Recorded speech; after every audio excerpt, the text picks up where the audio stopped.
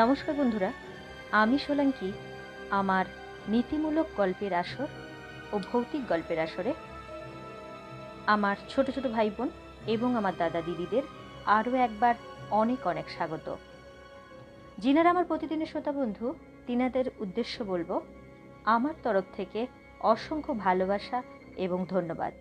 আর যিনারা আজ আমার চ্যানেল প্রথম ভিজিট করছেন তাঁদের উদ্দেশ্যে বলবো আজকের গল্প যদি আপনাদের ভালো লেগে থাকে তাহলে অবশ্যই আমার চ্যানেলটাকে সাবস্ক্রাইব করে আমার পাশে থাকবেন এবং সমস্ত নোটিফিকেশান পেয়ে যাওয়ার জন্য অল নোটিফিকেশানটাকে অন করে দেবেন। সত্যিই যদি ভালো লেগে থাকে অবশ্যই লাইক করে আমাকে সাপোর্ট করবেন এবং চাইলে বন্ধুদের সাথে শেয়ার করতে পারেন। তো চলুন কথা না বাড়িয়ে আজকে আমরা শুরু করছি হিমাদ্রি কিশোর দাশগুপ্তের লেখা বিকেলের আলোয়।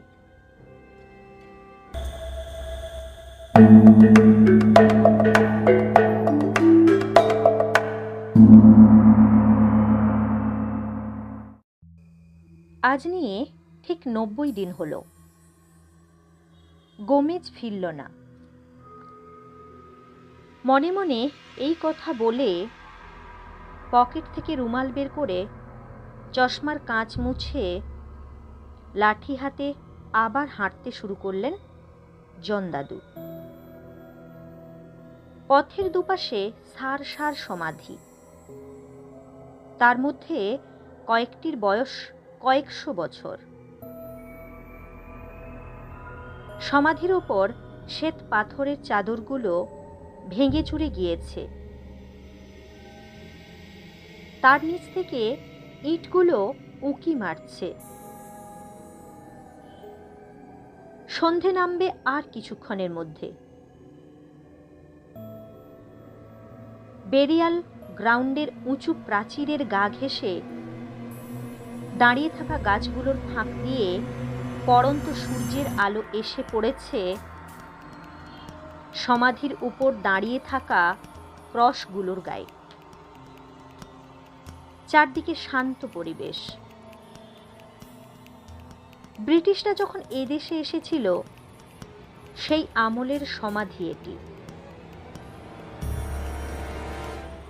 জন দাদুর পিতা পিতামহ এক গ্রামের চেনা অচেনা অনেক মানুষই আজ ঘুমোচ্ছেন ওই সমাধির তলায়। জায়গাটা বড় প্রিয় জন দাদুর। এখানে এলে মনে হয় তার চেনা যেসব মানুষ ঘুমোচ্ছেন ওই সমাধির নিচে তাদের সান্নিধ্য যেন উপভোগ করতে পারেন তিনি।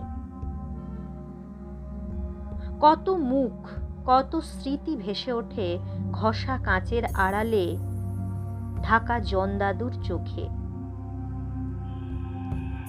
তাছাড়া এখানেই একটা ছোট্ট ঘরে বাস করেন জন দাদুর 70 বছরের পুরনো বন্ধু বৃদ্ধ গোমেজ।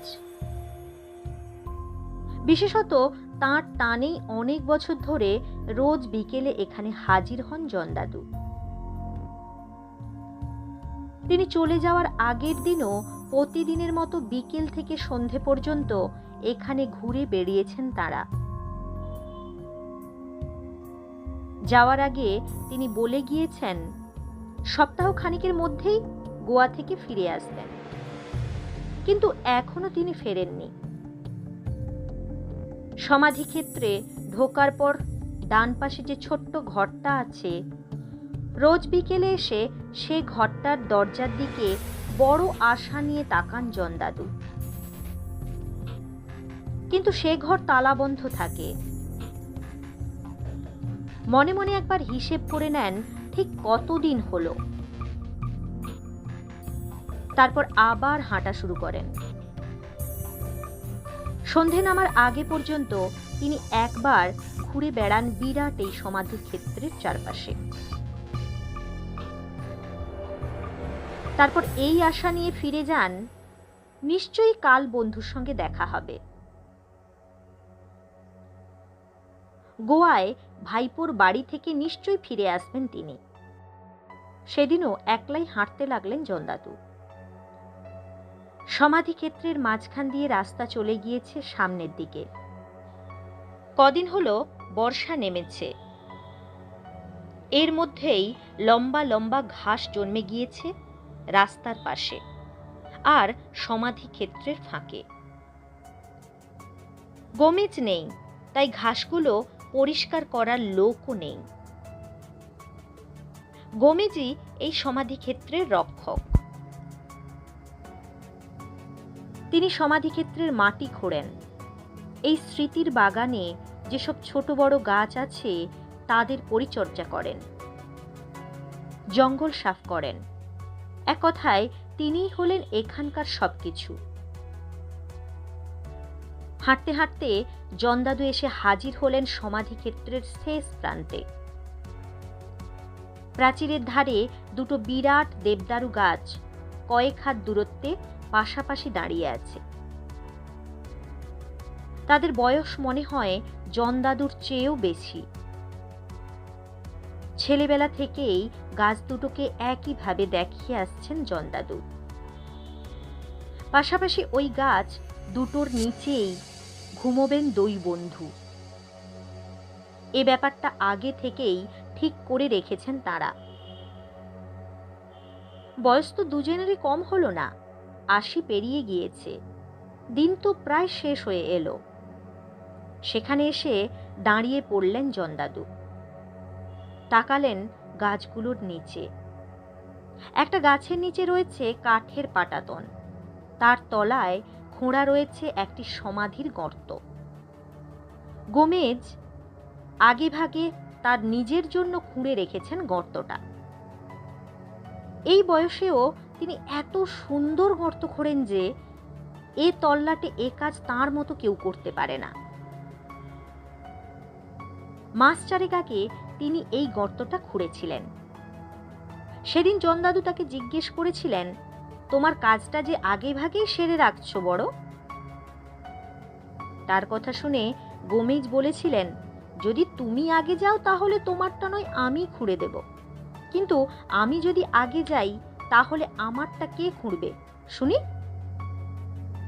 তাই আমার কাজটা আমি নিজেই এখন থেকে সেরে রাখছি। তেমন হলে শুধু উপর থেকে মাটি ফেলে দেবে। এ কথাটা মনে পড়ে গেল জনদাদুর। তিনি গিয়ে দাঁড়িয়ে পাটাতন ঢাকা সমাধিক্ষেত্রের সামনে দাঁড়ালেন। বর্ষার জলে ভেজা কাঠে উই ধরেছে। হাতের লাঠি দিয়ে জনদাদু উইয়ের বাসাগুলো ভাঙতে লাগলেন। হঠাৎ কেন জানি মনে হলো গোমেজের সঙ্গে হয়তো তাঁর আর দেখা হবে না। রাত হলেই ইদানিং তার বুকের ব্যথাটা আবার বাড়ছে। ডাক্তার বলে দিয়েছেন ওষুধপত্রে আর তেমন কাজ হবে না। রক্তমাংসের হলেও বুকের ভেতর যেটা দিনরাত ধুকপুক করে সেটা তো আসলে একটা যন্ত্রই। বহু ব্যবহারে জীর্ণ,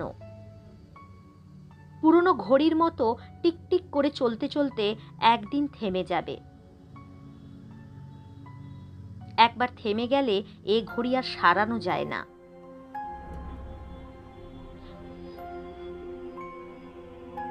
উইয়ের বাসাটা ভাঙতে ভাঙতে মনটা খুব খারাপ হয়ে গেল জনদাদুর।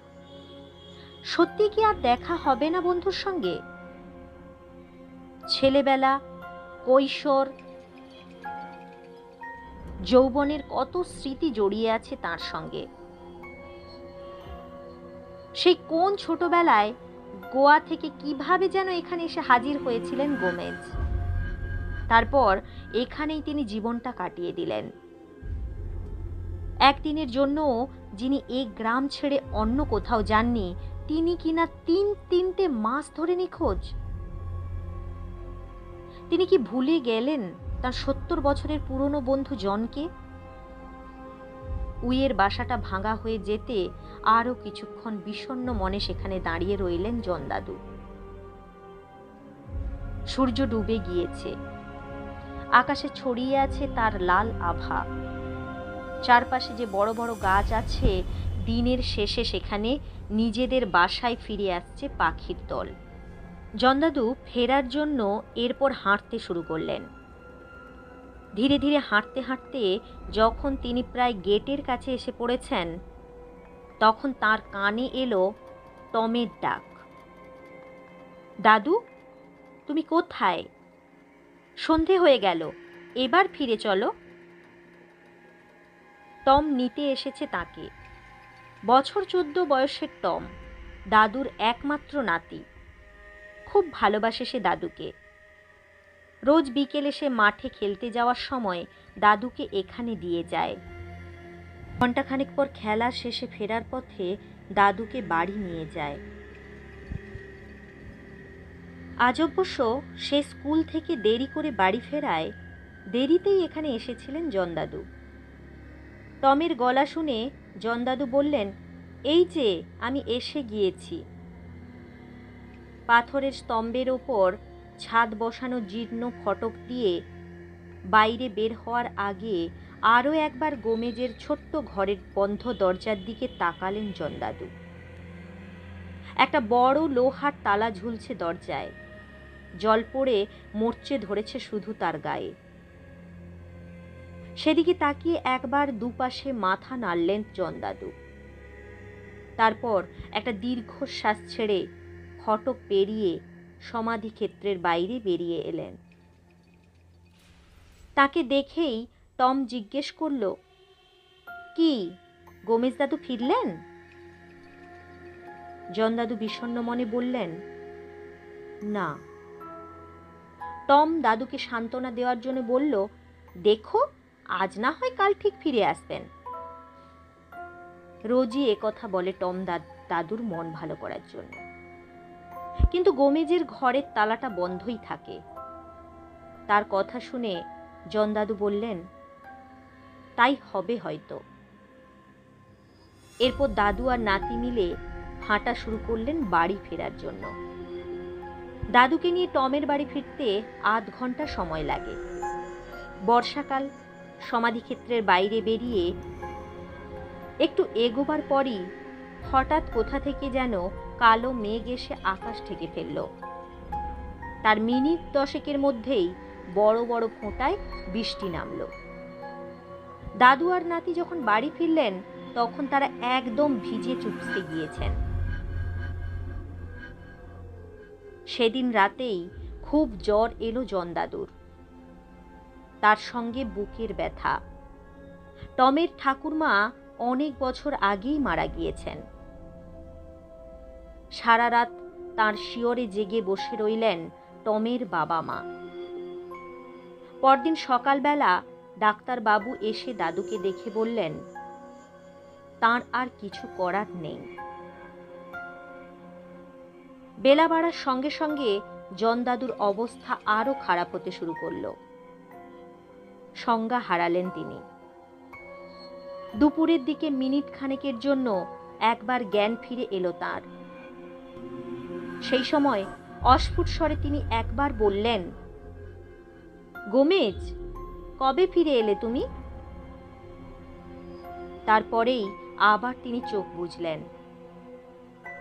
বিকেল হওয়ার আগেই সবাইকে কাঁদিয়ে এই গ্রাম, এই পৃথিবীর মায়া কাটিয়ে অজানার উদ্দেশ্যে যাত্রা করলেন জনদাদু। বিকেলবেলা টমেদের বাড়ির সামনে দাঁড়িয়ে জটলা করছিল গ্রামেরই একদল ছেলে। তাদের কেউ টমের সমবয়সী, কেউ বা টমের চেয়ে বয়সে কিছু বড়। সমস্ত জোগাড় যন্ত্র করতে করতে সন্ধে হয়ে যাবে, তাই আর আজ জনদাদুকে সমাধি দেওয়া যাবে না। সে কাজ শেষ করতে হবে কাল সকালবেলা। এই নিয়ে ছেলেদের দল নিজেদের মধ্যে আলোচনা করছিল। তাদের মধ্যে একজন হঠাৎ বলল, গোমেজ দাদু তো নেই, সমাধিটা যখন আমাদেরই খুঁড়তে হবে তখন কাজটা আজকেই সেরে রাখলে ভালো হয়। সন্ধে নামতে তো এখন ঘণ্টাখানেক দেরি আছে। তার কথা শুনে অন্য ছেলেরা রাজি হলো। হ্যাঁ, কাজটা এখনই সেরে রাখা উচিত। এর কিছুক্ষণের মধ্যে তারা বেরিয়ে পড়ল কোদাল গাঁতি নিয়ে। বাড়িতে জন দাদুকে ঘিরে কান্নাকাটি চলছে।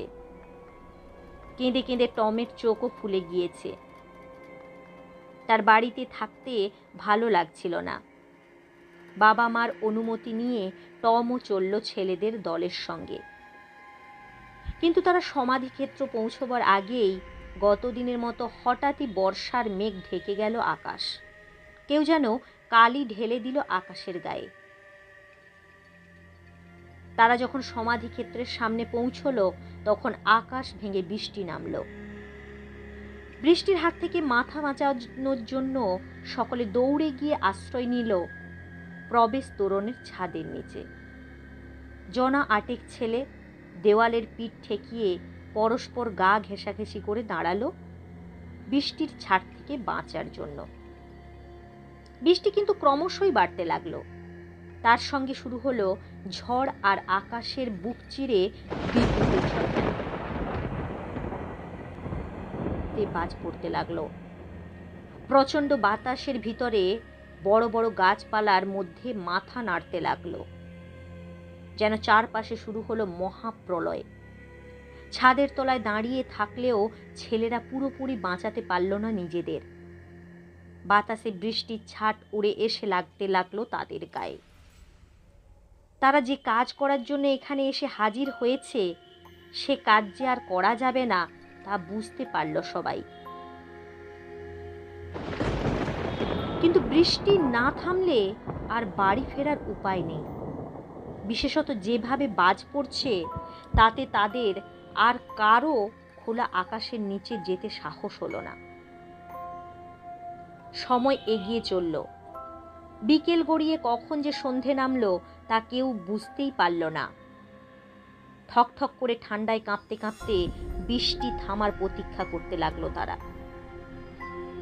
সবাই নিজেদের মধ্যে কথা বলতে লাগলো। আর টম চুপচাপ দাঁড়িয়ে ভাবতে লাগলো দাদুর কথা। রোজ দাদুকে বিকেল বেলায় এখানে নিয়ে যেত টম। কাল বিকেল থেকে এ কাজ আর করতে হবে না। ঘন্টা 3 পর একসময় বৃষ্টি ধরে এলো। যদিও মাঝে মাঝে কালো আকাশের বুক চিরে বিদ্যুৎ চমকাচ্ছে, হয়তো একটু পরেই আবার বৃষ্টি নামবে।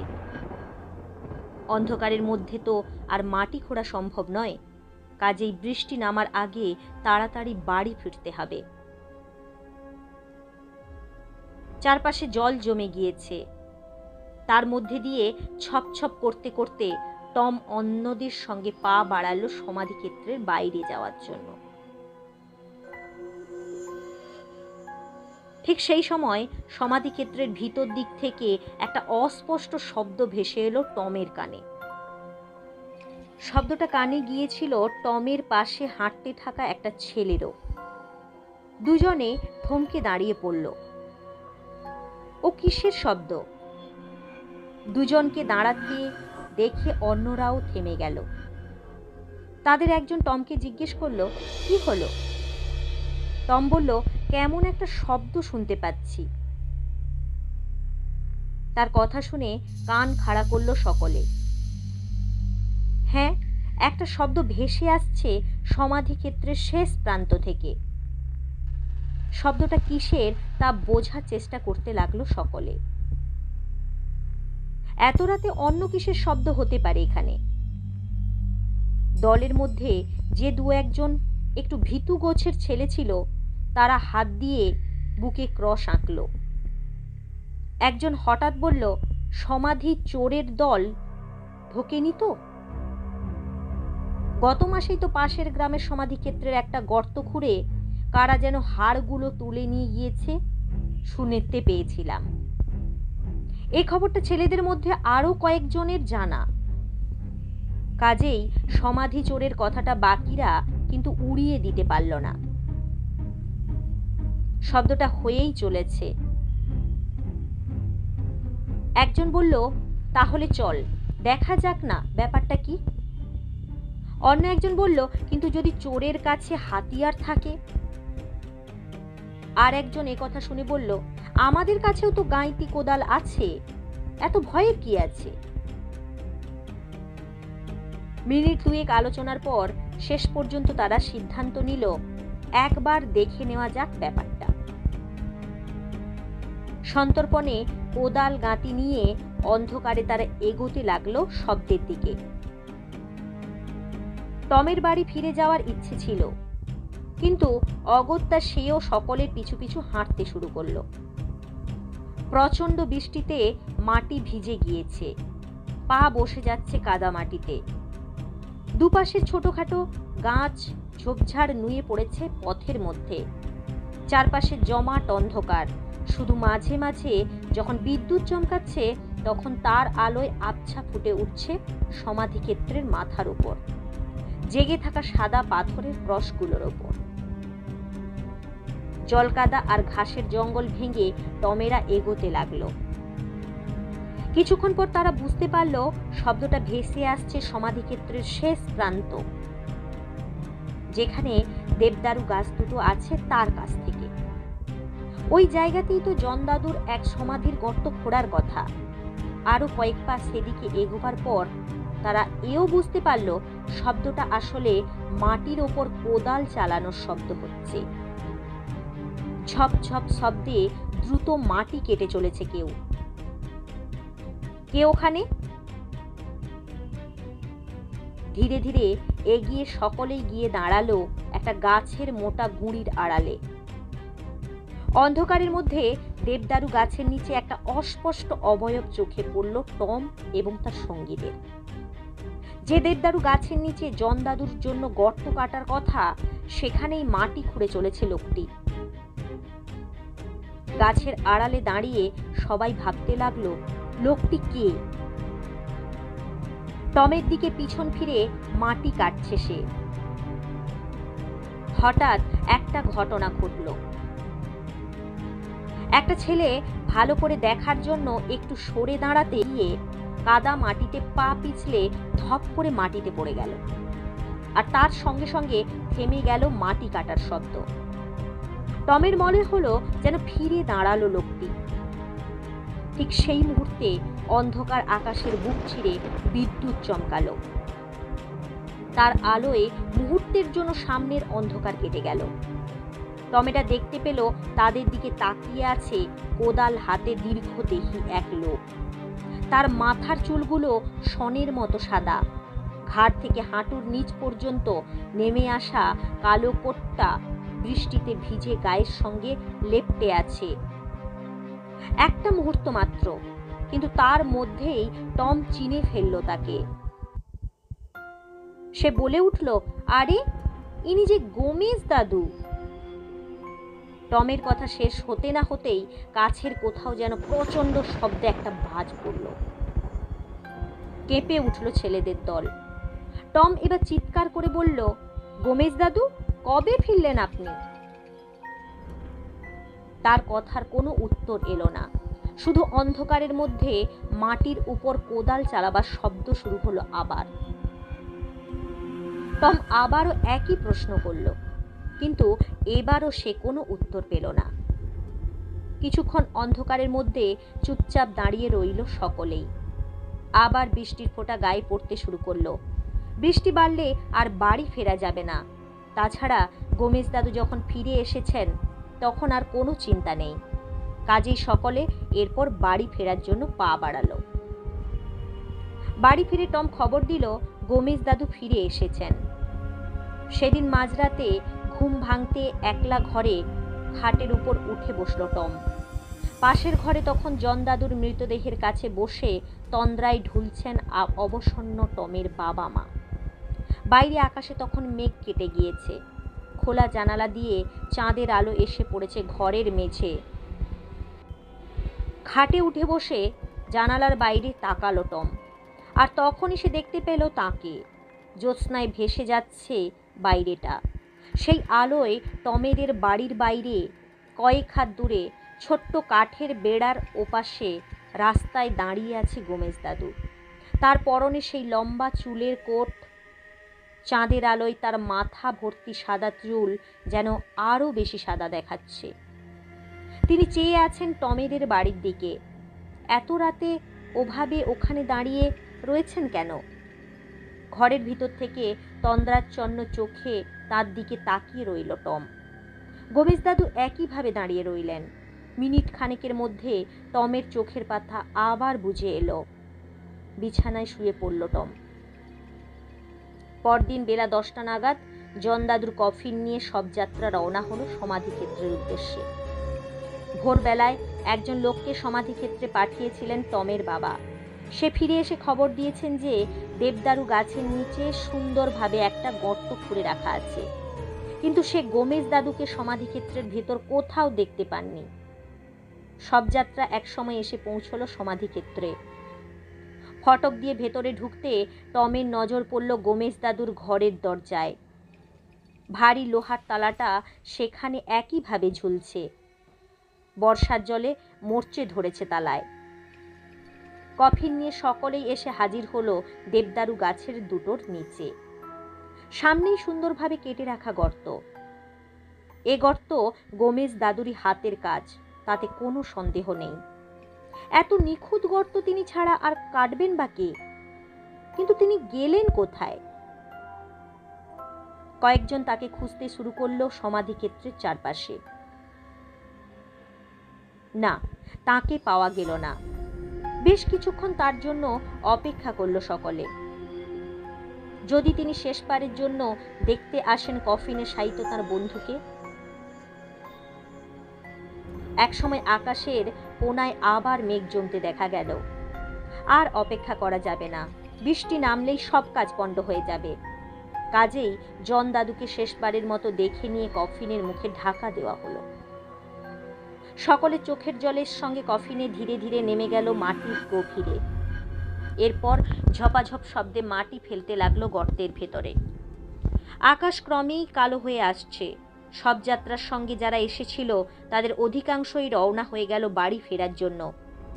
শুধু রয়ে গেল টম আর যারা গর্তে মাটি ভরছে তাদের কয়েকজন। তখন কাজ প্রায় শেষ। গর্ত ভরাট হয়ে গিয়েছে। সমাধির উপর মাটি লেপার কাজ করছে 2-3 জন, আর অন্যরা ঘিরে দাঁড়িয়ে কাজ দেখছে। হঠাৎ কিভাবে যেন একজনের পা পড়ে গেল জন দাদুর সমাধির কয়েক হাত দূরে কাঠের পাটাতন ঢাকা সেই সমাধির গর্তটার ওপর। বৃষ্টিতে ভিজে পচে যাওয়া কাঠের পাটাতনে ছেলেটির পা পড়ার সঙ্গে সঙ্গেই সেটা মচ করে ভেঙে গর্তের মধ্যে ঢুকে গেল। ছেলেটিও পড়ে যাচ্ছিল গর্তের মধ্যে। পাশের একজন শক্ত হাতে তাকে কোনো রকমে ধরে ফেলল। গর্তের মুখটা ফাঁক হয়ে গিয়েছে। বৃষ্টির জলে অর্ধেক ভর্তি হয়ে আছে গর্তটা। তার মধ্যে তাকিয়ে হঠাৎ একটা অদ্ভুত জিনিস চোখে পড়ল সকলের। গর্তের ভিতর জলের মধ্যে জেগে আছে একটা মাথার খুলি। জিনিসটা চোখে পড়া মাত্রই সকলে ভালো করে দেখার জন্য ঘিরে দাঁড়ালো।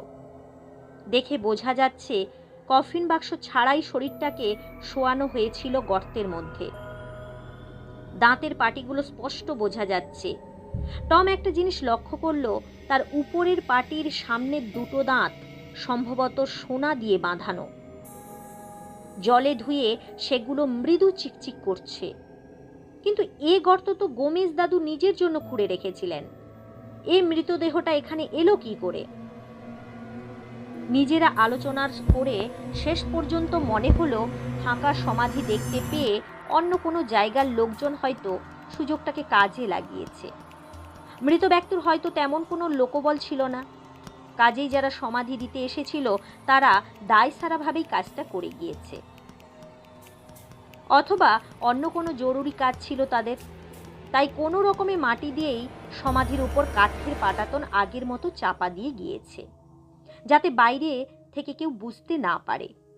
কিন্তু এভাবে তো সমাধিটা খোলা ফেলে রাখা যায় না। জন দাদুর সমাধির উপর মাটি লেপার কাজ শেষ করে সঙ্গে আনা পাথরের ক্রসটা সমাধির উপর পুঁতে দিয়ে সকলে মিলে তাই লেগে গেল জল ভর্তি সমাধিটাকে বোঝাবার জন্য। আবার অন্ধকার হয়ে আসছে। বৃষ্টি নামলো বলে পাশ থেকে মাটি কেটে দ্রুত সমাধি বোঝাতে লাগলো সকলে। টম শুধু চুপচাপ দাঁড়িয়ে ভাবতে লাগলো, গোমেজ দাদু যখন ব্যাপারটা জানতে পারবেন তখন কত দুঃখ পাবেন তিনি। 2 দাদুর খুব স্বাদ ছিল পাশাপাশি ঘুমোবেন, সে স্বাদ আর পূর্ণ হলো না। কোনো রকমে সমাধিটা বোঝানো শেষ হওয়ার সঙ্গে সঙ্গেই বড় বড় ফোঁটায় বৃষ্টি নামলো। ক্লান্ত শরীরে ভিজতে ভিজতে সকলে পা বাড়ালো বাড়ি ফেরার জন্য। সেদিনের পর মাঝে আর একটা দিন কেটে গেল। তারপর দিন বিকেলবেলা মার ধাক্কায় ঘুম ভেঙে বিছানা থেকে উঠে বসলো টম। মা বললেন, তাড়াতাড়ি উঠে পড়, দাদুর সমাধিতে মোমবাতি জ্বালিয়ে আসতে হবে তো। সন্ধেবেলার আগেই বাড়িতে লোকজন আসতে শুরু করছে। কিন্তু আজ সন্ধেবেলা তাদের বাড়িতে জন দাদুর জন্য 3 দিনের প্রার্থনা সভা হবে। বেশ কিছু আত্মীয় প্রতিবেশী আসবেন তাদের বাড়িতে। সামান্য কিছু আপ্যায়নের ব্যবস্থাও করা হয়েছে তাদের জন্য। টম বাবার সঙ্গে সারা সকাল ব্যস্ত ছিল সেই কাজে।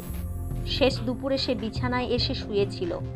মার কথা শুনে বিছানা ছেড়ে নেমে পড়ল টম। মুখ হাত ধুয়ে মার কাছ থেকে একটা বড় মোমবাতি নিয়ে বাড়ি ছেড়ে রওনা হলো সমাধিক্ষেত্রের উদ্দেশ্যে। 2-3 দিন টানা বৃষ্টির পর আজ সকাল থেকে আর বৃষ্টি হয়নি। বৃষ্টির পর গাছের পাতাগুলো বিকেলের আলোয় আরো সবুজ বলে মনে হচ্ছে। বৃষ্টির পর গাছের পাতাগুলো বিকেলের আলোয় আরো সবুজ মনে হচ্ছে। পথের পাশে ঝোপঝাড়গুলো থেকে বুনো ফুলের মিষ্টি গন্ধ এসে লাগছে টমের নাকে। এই পথ ধরেই রোজ বিকেলে টম দাদুকে পৌঁছে দিত সমাধিক্ষেত্রে। আজ সে চলেছে একা দাদুর সমাধিতে বাতি জ্বালাতে। এই পথ দুপাশের গাছপালা, বিকেলের আলো, পাখির ডাক সবকিছুই একই রকম আছে। নেই শুধু জন দাদু। মনটা বিষণ্ণ হয়ে গেল টমের। তার কাছে কয়েকটা পয়সা ছিল। রাস্তার পাশে একটা দোকানে গিয়ে দেশালাই কিনল টম। দোকান ছেড়ে বেরিয়ে প্যান্টের পকেটে দেশালাইটা রাখতে গিয়ে পকেটের ভিতর কি একটা জিনিসে হাত ঠেকল টমের। কি এটা? টম পকেট থেকে বের করে আনলো একটা খাম। খামটা দেখেই টমের মনে পড়ে গেল আজ সকালেই পোস্টম্যান এসে দিয়ে গিয়েছিল সেটা। তখন টম কি একটা কাজে বাড়ির বাইরে যাচ্ছিল। খামটা সে পকেটে রেখে দিয়েছিল। তারপর আর খেয়াল ছিল না খামের কথাটা। হাঁটতে হাঁটতে খামটা আবার পকেটে ঢোকাতে গিয়ে হঠাৎ একটা জিনিস চোখে পড়ল টমের। আরে, এই চিঠি যে জন দাদুর উদ্দেশ্যে লেখা। কে লিখেছে চিঠিটা? তার নামে তো কোনো চিঠি আসে না। টম কৌতূহলী হয়ে পথের পাশে দাঁড়িয়ে পড়তে শুরু করলো চিঠিটা। চিঠির তারিখটা মাস 2 আগে। তাতে খুদে হস্তাক্ষরে লেখা, প্রিয় জন দাদু, আশা করি ঈশ্বরের কৃপায় আপনি কুশলে আছেন। অত্যন্ত দুঃখের সঙ্গে আপনাকে জানাচ্ছি যে আমাদের গোমেজ খুড়ো, আপনার প্রিয় বন্ধু, আর আমাদের মধ্যে নেই। 3 দিন আগে তিনি প্রয়াত হয়েছেন। এখানে আসার পর তিনি সুস্থই ছিলেন। কয়েক সপ্তাহ আগে তিনি স্থানীয় এক দাঁতের ডাক্তারের কাছে গিয়ে সোনা দিয়ে 2টো দাঁত বাঁধান। এরপরই তার এখান থেকে ফিরে যাওয়ার কথা ছিল। কিন্তু দাঁত বাঁধানোর পরই হঠাৎ অসুস্থ হয়ে পড়েন তিনি। ডাক্তারের চেষ্টা সত্ত্বেও ধীরে ধীরে মৃত্যুর দিকে এগিয়ে যান তিনি। মৃত্যুশয্যায় বারবার বলছিলেন আপনার কথা। তার শেষ ইচ্ছে ছিল মৃত্যুর পর তাঁর দেহ যেন আপনাদের গ্রামের সমাধিক্ষেত্রে সমাধি দেওয়া হয়। দূরত্ব ও আর্থিক অসুবিধার কারণে সে কাজ আমাদের পক্ষে করা সম্ভব ছিল না। অত্যন্ত দুঃখের সঙ্গে জানাচ্ছি যে এখানেও তাঁর মৃতদেহ আমরা সমাধি দিতে পারিনি। ব্যাপারটা সংক্ষেপে এই রকম। 3 দিন আগে প্রচণ্ড ঝড় বৃষ্টি আর সেই সঙ্গে সমুদ্রে প্রবল জলোচ্ছ্বাস হয়। সমুদ্রের জল ঢুকে পড়ে সমাধিক্ষেত্রে। তার হাত থেকে বাঁচার জন্য আমরা কফিন নামিয়ে রেখে সমাধিক্ষেত্রের এক কোণায় একটা ঘরের মধ্যে আশ্রয় নিই।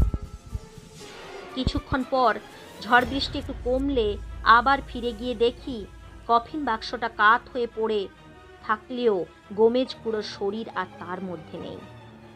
চারপাশেও তার কোনো সন্ধান পাইনি আমরা। আমার ধারণা সমুদ্র অন্য কোথাও ভাসিয়ে নিয়ে গিয়েছে তাঁর শরীর। গোমেজ খুড়ো চলে যাওয়া দুর্ভাগ্যজনক সংবাদ আপনাকে জানাতে হবে বলে আমাকে মার্জনা করবেন। ঈশ্বরের কাছে আপনার নিরোগ দীর্ঘায়ু কামনা করি। ইতি হতভাগ্য Stephen Gomez, old church row, Goa. চিঠিটা পড়ার পর কিছুক্ষণ রাস্তার পাশে থমকে দাঁড়িয়ে রইল টম। তার মনে পড়ে গেল জন দাদুর সমাধির পাশে গোমেজ দাদুর জন্য খুঁড়ে রাখা গর্তের জলকাদার মধ্যে ভেসে থাকা সেই মুখটার কথা। কয়েক মুহূর্ত কি যেন চিন্তা করল টম। তারপর সে আবার দোকানে ফিরে গেল। সে আর একটা মোমবাতি কিনল সেখান থেকে, আর একটু দড়িও চেয়ে নিল দোকানের কাছ থেকে। তারপর পা বাড়ালো সমাধিক্ষেত্রের দিকে। সমাধিক্ষেত্রে আর কোনো মানুষ নেই, শুধু মাঝে মাঝে ভেসে আসছে পাখির ডাক। টম প্রথমে গিয়ে হাজির হলো দেবদারু গাছ দুটোর কাছে। কিছু দূরে বুনো গোলাপের ঝাড় থেকে মিষ্টি গন্ধ ভেসে আসছে। মোমবাতি দেশালাই মাটিতে নামিয়ে রেখে একটু দূরের একটা গাছ থেকে শক্ত দুটো ছোট ডাল ভেঙে আনলো সে। ডাল দুটোকে আড়াআড়ি করে ক্রসের মতো বেঁধে সে পুঁতে দিল জন দাদুর পাশের সমাধির মাটির ঢিপির ওপর। তারপর কিছু বুনো গোলাপ তুলে এনে তার পাপড়ি ছড়িয়ে দিল সমাধি দুটোর উপর। শেষে মোমবাতি দুটো জ্বালিয়ে একটা একটা করে বসিয়ে দিল সমাধি দুটোর সামনে। কাজ মিটে যাওয়ার পর সমাধি দুটোর মাঝখানে দাঁড়িয়ে মাথা নিচু করে টম কয়েক মুহূর্ত শ্রদ্ধা জানালো মাটির গভীরে শুয়ে থাকা মানুষ দুটোর প্রতি।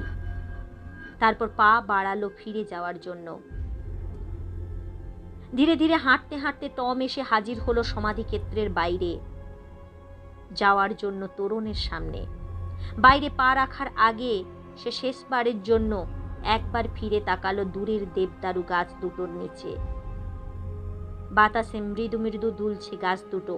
তাদের ফাঁক দিয়ে চুইয়ে আসা শেষ বিকেলের আলোয় গাছ দুটোর নিচে হাত ধরাধরি করে দাঁড়িয়ে আছেন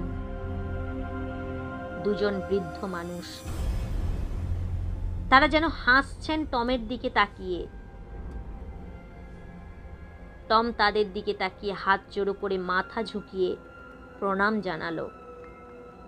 তারপর খুশি মনে হাঁটতে শুরু করলো বাড়ির পথে। তো বন্ধুরা, গল্পটা কেমন লাগলো অবশ্যই কমেন্ট করে জানাবেন। যদি ভালো লেগে থাকে, নতুন বন্ধুদের উদ্দেশ্যে বলবো, তাহলে অবশ্যই আমার পাশে থাকবেন। আর পাশে থাকার জন্য আমার চ্যানেলটাকে সাবস্ক্রাইব করে অল নোটিফিকেশান করে দেবেন। তাহলে যখন যেইরূপ গল্প নিয়ে উপস্থিত হব সময় মতো আপনারা পেয়ে যাবেন। যদি খুব ভালো লেগে থাকে তাহলে অবশ্যই লাইক করবেন, আর পারলে বন্ধুদের সাথে শেয়ার করবেন। চলুন আজ এখানেই রাখছি। পরবর্তী সময় নতুন কোনো গল্প নিয়ে উপস্থিত হব আপনাদের সামনে। ততক্ষণ পর্যন্ত আপনারা সবাই ভালো থাকবেন, সুস্থ থাকবেন। ধন্যবাদ।